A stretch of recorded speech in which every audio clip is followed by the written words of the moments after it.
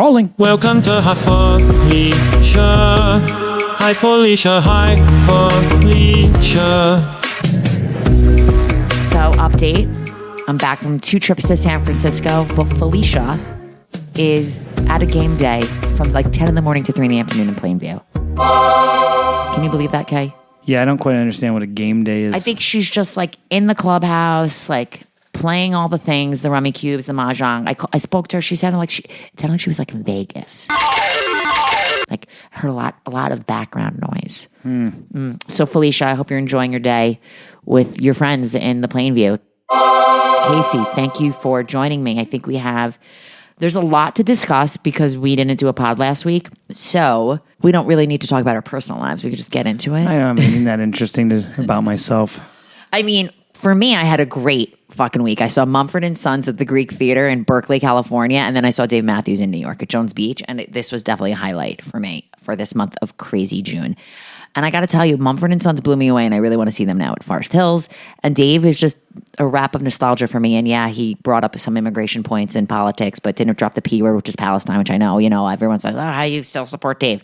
I'm in it for the fun. I'm in it for my friends. I'm in it for high school. That's what I'm going to say. Let me just say, and I know we don't do politics on the show, and I guess that's where the point I want to make is, does it feel cringy anytime a celebrity brings up politics now, even if you agree with them? I feel like even if I agree with somebody's politics, the moment these people use a platform, it's like... Because they have so many people listening and watching them. If you were like so famous... Right, and that used to make sense in like the 1960s with like activism and blah, blah, blah. But I think nowadays celebrities are so aware of their branding that it feels so... forced. It feels so like intentional in a way of self-serving rather than Well, you know what's funny? Lennon's piano teacher, who's also a big Dave fan, she was at the concert and I spoke to her at piano yesterday and she was like, were we surprised that he brought this up? No. We know it's going to happen. I mean, look, even if you agree with him, it's still kind of like, just play the songs, dude. Like, you're not changing anybody's mind in 2025. Nobody's going to hear that and go, hadn't thought about it that way. It's like social media. You're either preaching to the choir or you're upsetting your perceived opposites. So anyway, doesn't matter. But, yeah. Well, guess what, Casey? We're going to move on to Hollywood news.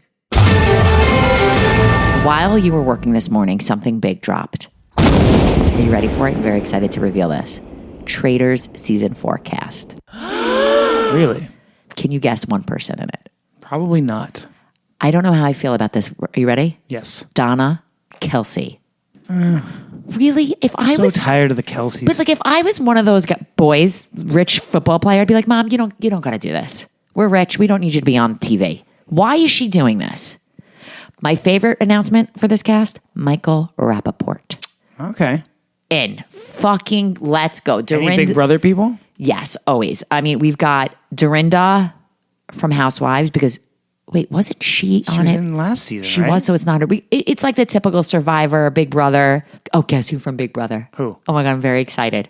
Ian Terry. I believe he was. Ian. Do you know what was wild? Wasn't he the winner of the first season that I started watching? Probably, Season 14. Wow. I love Ian. Tiffany from Big Brother. Yeah, Tiffany. Colton Underwood from The Bachelor. Mark Ballas from Dancing with the Stars. Some Love Island people. Dorinda's doing it. Lisa Rinna. I thought Dorinda was on The Traitors. Am I crazy? I thought so too.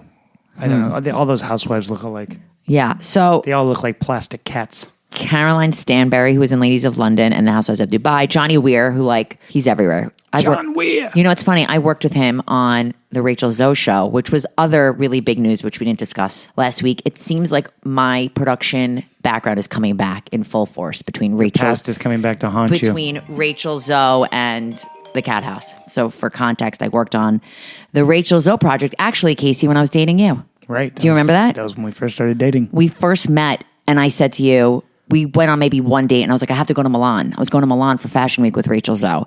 Everyone's asking my thoughts. Look, I am surprised that she signed up to do The Housewives. I think it appears a little desperate. I would have preferred maybe if she got her another... Like a desperate housewife? Like her own show and maybe brought back Brad Goreski. I would love to see the two of them at it. I think that would be super entertaining. I obviously tune into Housewives of Beverly Hills, but I just feel like it's forced, and I'm dying to know if Roger will be on the show, her ex-husband now, who I adored, loved working with. Roger was great. You know, it was a time of you know, it was very celebrity, very fashion. And I went to Milan with them. I went to New York with them, which was I was living in California. So I got to travel with them, and she was living in an apartment on Sunset at the time. And it was really cool. But LA, production-wise, camaraderie was tough for me. I preferred production teams in New York. So that was that. So the 5th and final season of Netflix's Stranger Things will be released in 3 batches. But you didn't do Stranger Things. No, but everybody loves it. Yeah. Candace Bergen, do you know who that is? Yes. What did she play? Murphy Brown. She's going to be on Shrinking. I love that show. She's got to be kind of old now, right? Yeah. Ariana Grande is going to be starring opposite Stiller, Ben, and Robert De Niro Meet the Parents 4, playing Stiller's son's fiance. Because that's what the world needs is another Meet the Parents movie. I know. It's weird to me, right? What else is happening? Nick Jonas is going to be starring as Paul. Who's Paul Stanley? From Kiss. Yeah. I love these little games with you. He's doing like a biopic. It's called Shout It Out Loud. Because that's what the world needs is a Kiss biopic. Yeah. And Iris Apatow is going to be on the next season of Tell Me Lies, which I'm psyched about. And Rachel Brosnahan, who is in Mrs. Maisel, is going to be starring in and executive producing season 2 of Presumed Innocence, which we loved. I did. Now, what I learned is Presumed Innocence now is going to... Will this be a different story? Yeah, it's okay. Presumed Innocence was a book, right? This is going to be a different book, different author. It's going to now more be of like an umbrella, like how kind of Ryan Murphy has the umbrella. Franchise. Yeah. So they're bringing in other people. The other big news, I believe Karen retrials, like they're about to deliberate. I have a question for you. Are they going to be quick, the jury? Or is this going to be fucking slow? I don't know. They always read into that, right? Like it means something if they're taking a while, if it's quick. If it's quick, it's going to be an acquittal. Isn't that what they say? I just really can there be another mistrial? Like, can this happen again? I would assume so, but like, I don't know. Oh, that'd be so annoying. So yeah, let's get into Uncircumcised Gems. Uncircumcised Gems, what we watched this week. But Felicia is not here, so I brought in a special guest. He is a known, renowned expert of all things Titanic the movie, the history, and the new documentaries that are out. He is 9 years old, and his name is Mr. Lennon Ellis. Heyo. This kid looks familiar. Lennon, can you just tell me your background with why you love the Titanic so much? Well, I remember when I started watching Titanic with you, and then my whole class was obsessed with the I Survived, and I went into the library at school. They had Titanic, and then I started watching the movie, and then I started watching all the sequels. So what is it about the Titanic? Now, I just want to give some context here. The New York Times did release an article in April saying how there's a range of kids between like the ages of like 8 and 12 that just are 5 and 12? Yeah, that are obsessed with the Titanic. What is it about the Titanic that took you in? I'm not really sure. I just really like just learning, watching things about all Titanic stuff. I don't really know why. Just a fascination I have. I love that. So this week we watched as a family. I just want everyone to know there's not one, there's 2 documentaries out right now on the OceanGate submersible. One is on Max and one is on Netflix. We watched the one on Max. Lennon, what did you think? This was like really your true first documentary. Yeah.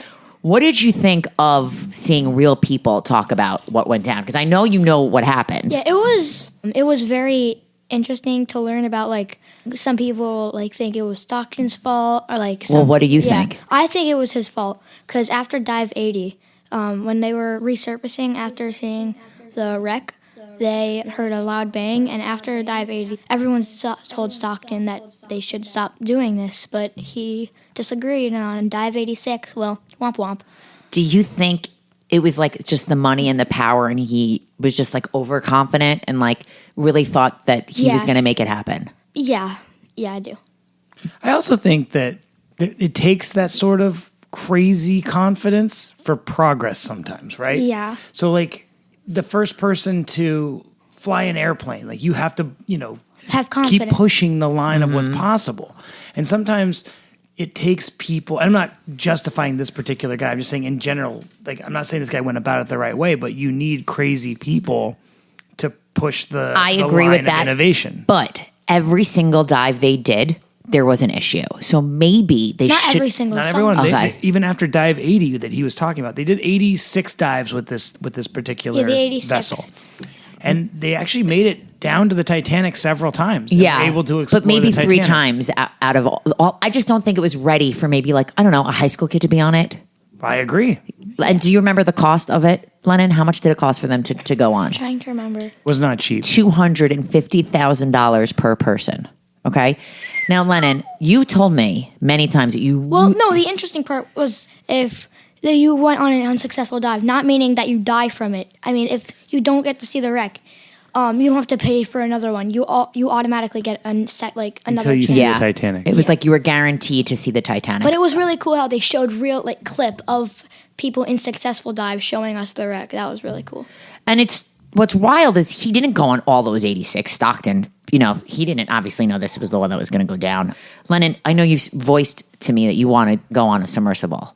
Knowing the risk, what do you think? Knowing the risk, I would. Like, if I had control of you, because you're under 18 right now, I wouldn't let you go. But let's say you're above, you're an adult, and you happen to have a lot of money. If they still were to let us do it, would you? I would personally do it. You would take the risk? Well, What if actually, you have a family? Here's the thing. I would take the risk when I'm old, because at least I lived a life. I love that. Here's the thing, though. Like, How old? and granted, we can all, Like 80. in hindsight, we can all criticize Grammy's these people and say, Grammy's age. they should have done more research and yada yada on this company. But like, there's also a trust you have when there's a functioning company that you're like, oh, they're leading exploration down to the Titanic. I have this money. Like, why would you doubt this guy?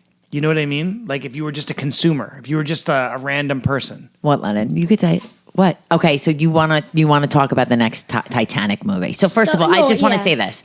We did go to the New Jersey Science Liberty Museum, and there was an exhibit on the Titanic. There was a humongous iceberg. What did you think? Were you It was freezing. They had real artifacts from the wreck. were you impressed by the exhibit, or were you like, eh? It was because So would you say that it did not impress you much? That don't impress me much. not the time. No, because it was really cool how they had a life-size iceberg that you can feel and was freezing, but the exhibit itself, I would give 3 out of 5. Yeah. So, and you now want to go to the Titanic Museum in Yes, Tennessee. that's 100% because I've seen so many YouTube videos on it. That's what you want to see. No, because they have replicas of the decks that you can stand on at different points, to see if you can hold on. Maybe we'll do that. But one of the Titanic sequels, a company called The Asylum made 2 Titanic sequels that were very low budget and they sucked. Which is why they weren't approved and why they're not legit sequels. Okay, so the first sequel the first was one called what? Titanic 2, Okay. which was Did you see that? No, I want to see it, but Okay. actually I don't because it sucks. But they made a second Titanic, an exact replica, and a tsunami caused an iceberg to come towards it, which then they were stranded in ice, and it was just not a good movie. So this is a Titanic fan fiction. It's No, it's campy and it's horror. Okay, so what's the third? Titanic 666. Let's just take the a step same back. company in the movie Titanic 666. You wanted Yeah. to see Titanic 666. I am very pro. You can Dad watch. said no. He Dad hates- said no. and the fact And was I just Daddy know that right? you're a sensitive kid also, and that I didn't Was want... Daddy right? in the middle. Do you really want to air what happened after you watched that movie? No, Exactly. But if for any parents listening or any people your age listening, I do would you recommend- recommend Titanic 666? for this age, no. Okay. And what's funny is I saw the trailer and I was like, oh my God, this is so campy. It reminds me of Sharknado. And it was the same company that produced Sharknado. Yeah, but and in the movie Titanic 666, obviously since they're made from the same company, the Asylum, it was made after Titanic 2. In the movie Titanic 666, they called the ship Titanic 3, which I was like, So in their universe, this was the third Titanic. Right. And the thing that they need to change about Titanic 666, Yeah. you can't have the main characters die being the first people to die. The main characters died immediately. By the way, spoiler. Not immediately, but yeah, spoiler. But they were the first people to die In the beginning of the movie? in a quarter, Pretty early on. So scale of 5 stars, what do you give Titanic 666? a 3.5. Really? Yeah, because it was a good movie, honestly. I'd say 1.5. Lennon, can I ask you a question? How many times did you see the movie Titanic with Kate Winslet and Leonardo DiCaprio? What do you Honestly, think? Yeah, let's just say a lot. Are you thinking 10? No, more. No, more. it's a long movie. I'm 100% sure. More. Really? Yes. Wow. I have Amazing. watched it a lot. Was there any other Titanic Especially news? the drawing scene. No, but I want while Yeah, we he def- wa- what do you mean the drawing scene? with I mean, Leo and drawing what do you Draw mean? me like one of your French girls, Jack. Lennon, while we have you really quick, because we're in Oscar movies, I would like to know, you just finished another award-winning film. Can you tell everybody what you just watched? We watched Forrest Gump. It was, I would give it like 4.9 stars out of 5. It was amazing. I'm really happy you watched that film. It's a really important piece of cinema. It was so weird seeing, spoiler alert, Everyone has seen Forrest Gump. Oh, well, Yeah, but I love still- that. But still, it was so weird seeing Forrest fight in Vietnam. What was that like That for was you an seeing? interest. Yeah, It that- was. What was it like for you seeing like pretty history? realistic. It was insane. I feel like you're Airstrikes, like a it history was- buff. You like history. Well, that movie was a great piece Yeah. of history because he's Titanic is history. That's history. You're Yeah. learning about history. I think you're ready. Fake history. Titanic, blah, blah. Well, no, but Fake, the real. fake, I think fake. I think you're ready for Hamilton. Lennon, thank you for joining us. Where can people follow you? What is your podcast? What is it on? YouTube. Okay, what's it called? Monday Fun Day, not with a U, with an O. Fun Day Gaming. And And what do you guys talk about? And how often do you drop? Fortnite. We do once or twice every season. Okay, so if you have a child that plays Fortnite, they would probably like this podcast. There's also some great vintage content on there from the Quarantasty days on that page. That's Kids love that. Well, Lennon, thank you for joining us. Go enjoy your half school day. Okay, thank you. How cute was he? He must have adorable parents. He's a good boy. I'm proud of him. The other big news was last night, The Secret Lives of the Bunny Ranch premiered on A&E. 2 episodes dropped live. I had to watch commercials last night. And there's going to be 6 episodes in total. Many people have reached out to me because the New York Post dropped an article as if it's like, oh my God, this documentary is a big expose on the documentary, The Cathouse. So yes, I worked on The Cathouse. I was an associate producer. I was a field producer. I was in my 20s. I worked on it off and on for 4 years. I was a freelancer. And I went to Carson City, Nevada many times for many productions of Cathouse and Cathouse the Musical, which was filmed in Reno. And it was a wild time. And I worked on this when we were dating. I moved in with you. Do you remember this? Yes. And I got a phone I call. remember when you moved in with me. And I got a phone call and it was like, would you come to the Bunny Ranch? You're in LA, like quicker flight. Can I get your really honest opinion? What did you think of me working on that show? I don't think I'd ever heard of it, so I didn't really know what you were doing. Oh my God. It wasn't my you didn't have universe. cable. You didn't have cable. It wasn't about cable. I just wasn't a show. People that had cable and had HBO knew that show. That was one of the craziest, biggest shows. It aired after The Sopranos. It wasn't my. Did you watch The wheelhouse. Sopranos? I mean, if I watched The Sopranos, it was probably on DVD. Right. So you didn't have HBO. So you didn't. So unbeknownst to you, you didn't realize. Are you cable shaming me 25 years later? Fuck yeah. Okay. Well, there you go. Yeah, I didn't have HBO Live at the time. So it didn't impact you because you didn't really know the show. I guess not, but I guess, I do remember watching it with you one night. You're like, oh, I worked on this. And I was like, oh, cool. I'd like to see that. It'd be like me showing you a band I played in or something. And I had no idea that it was literally people having sex with prostitutes. And I was like, oh, that's... And then I remember at one point you're like, oh, I remember this working on this episode. I remember a light fell down in the corner. I had to run in and put it back up and while these people are doing what they're doing. And I remember thinking that was very strange, but I wasn't offended by it. I don't remember that, but what I do, my most famous story is I had to move the cocktail out of the hidden camera view. And I walked in on Isabella Soprano having sex with someone. Right. And it just didn't bother me. I don't know why. So this documentary is really, they're trying to say that HBO took advantage of these women, but it's a brothel. I'm sorry. They knew what they were going into. But what happened was once the show started airing, women saw it and they think it looks great and they want to come and they think they're going to get famous. So, but I don't know why I don't feel bad. It was a working prostitution house, and it was legal.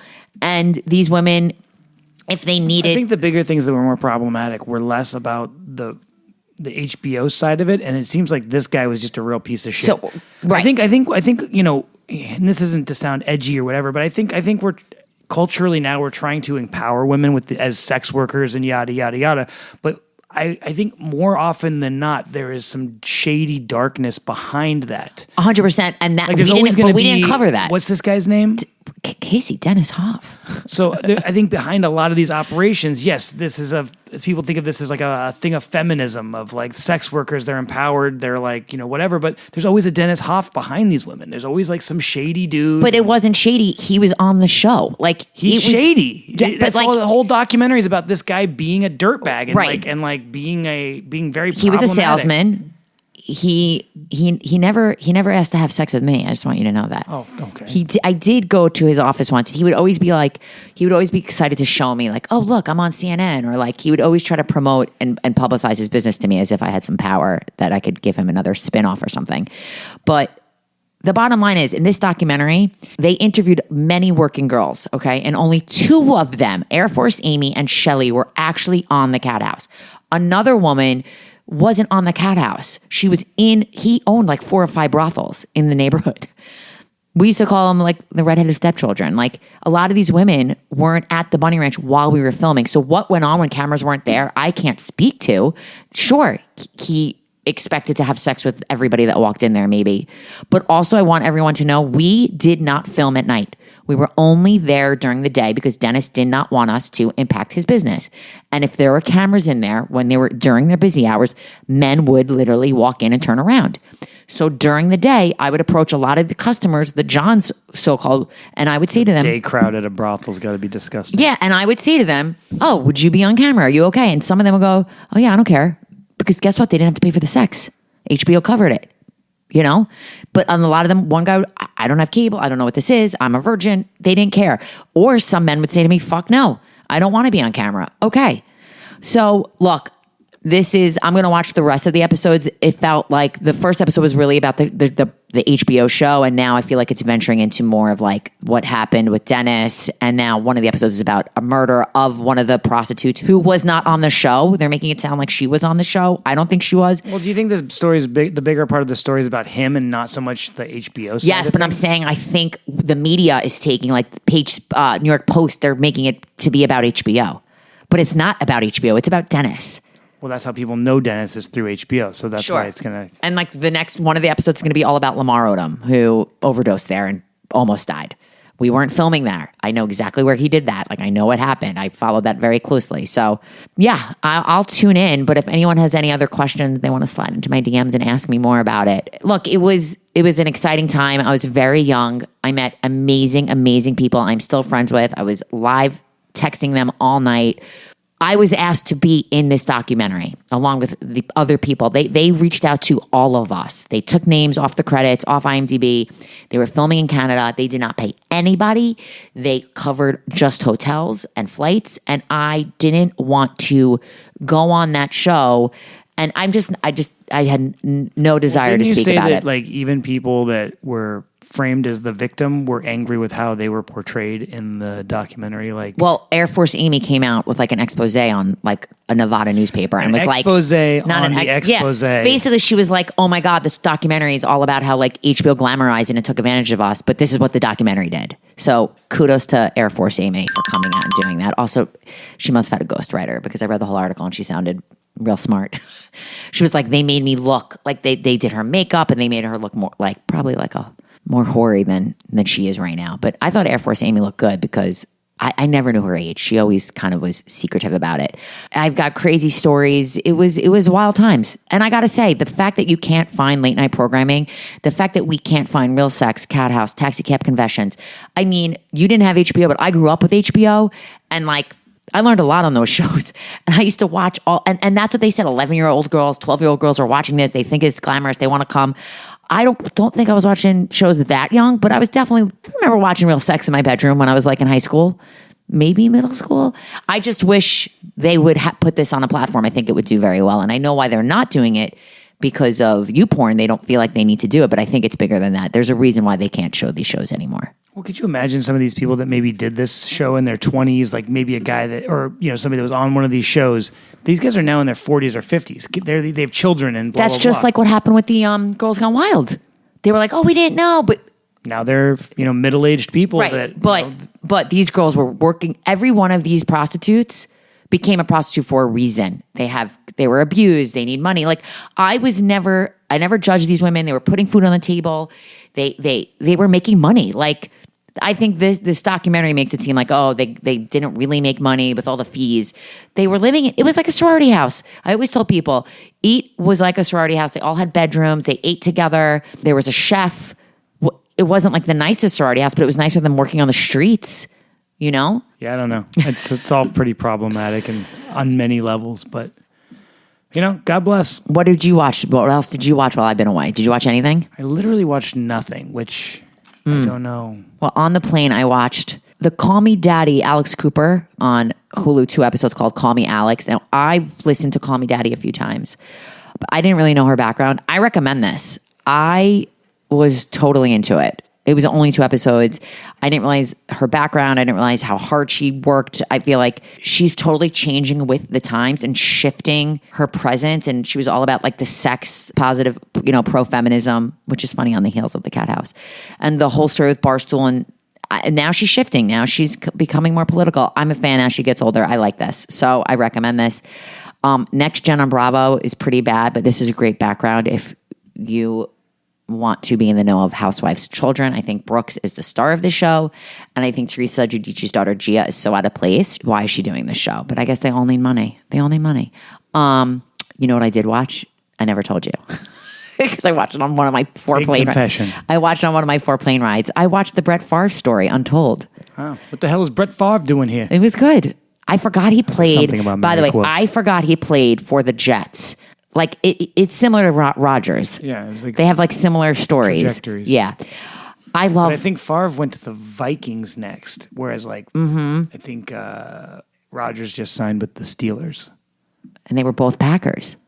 Well, yeah, he was under Favre. Yeah. I just felt bad because this story, the woman that is now in this documentary, who's known as the girl that like potentially like ruined his reputation, she never even met him, and she didn't come out with the story. It got leaked. So I thought that was fucked up. I'm watching Stick, Owen Wilson. It's like Ted Lasso, not as good. It's on Apple TV. I'm not running to see it. It's fine. It didn't look that great to me. And I watched on my first flight Mountainhead, the movie with Steve Carell, and Right. which I kind of wanted you to wait for me for, but it sounds like I didn't like I didn't it. miss much. You didn't. But maybe I'd watch it again. I felt like it was 2 movies into one. I'm very in the world now of CEOs and tech, and there was a Sam Bankman-Fried type of character, and Elon Musk type of character, Mark Zuckerberg. Like I like all that, but I thought the language, the dialogue was so heavy on. It felt very Roman from Succession. Like one of the lines I wrote down was, "The president is fuck holding me." Wouldn't Karen Culkin say that in Succession, Casey? Sounds very Culkin. What's the play? Very Roman. What's the play? Fuckery, like a lot of that. Like I just felt like it was Succession. But I will say this, Jesse Armstrong did this. I like that he was so aware of the fact that AI is changing so fast. He wanted to keep up with the pace. So he's like, we got to write this and shoot this. And they were editing while they were filming, and they shot maybe for 20 days and they just put it out so quickly. Maybe that's why it's not that great. But I got to give him kudos for getting a movie out in 6 months, you know? So, but that's it for me. Felicia wanted to tell everybody that Korean-wise, I know Tastefully Yours has made some news, reaching the number 1 spot in 23 countries, but she didn't love it. I don't buy those numbers. Yeah, and she doesn't buy the numbers.